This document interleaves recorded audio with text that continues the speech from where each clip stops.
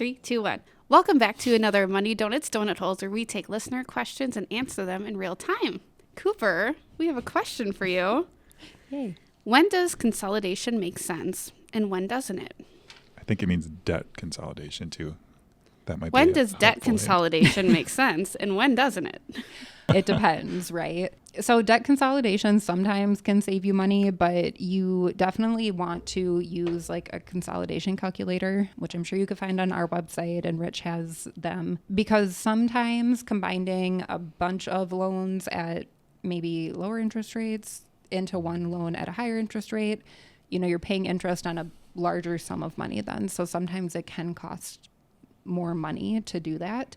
So you kind of have to weigh that. Now, does that mean you shouldn't consolidate if it's going to cost you a little bit more? Not necessarily. If you have a whole bunch of different debts out there and you're struggling to keep track of all the payments, or you just really hate making, 5 different payments every single month, sometimes it's worth it to just have everything in one spot so you can make one payment.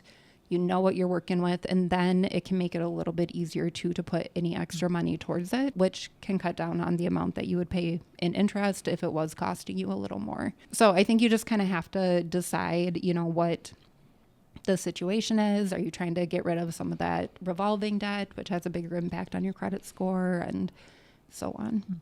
A credit card can be a good consolidation tool if it lets you bring everything together and the rate is reasonable. And especially if you have like store credit cards that are crazy. Yes. I think, what did they say the average rate is? Like 28% on credit cards. It used to be like in the low 30s, but now I think it's high 20s. Yeah. So I think, credit cards, when you have a bunch of those types of credit cards, being really mindful of the interest rate, because they have variable interest rates. So as the market changes, so if the Federal Reserve cuts rates, if they increase them, your credit card rates are going to change. So if you have a balance and your rate goes up, you're going to pay more money for that balance, because we know that credit card debt works just a little bit differently than other types. So sometimes if you can do a balance transfer, some credit card companies will do, 0 interest for a certain amount of time. Or if you can just get it to a credit card like Royals, which has a significantly lower interest rate than any of your store or commercial credit cards, it can save you a lot of money. We can help you through that process too, and you can transfer multiple credit card balances to one credit card. So again, that one flat payment, which is really nice.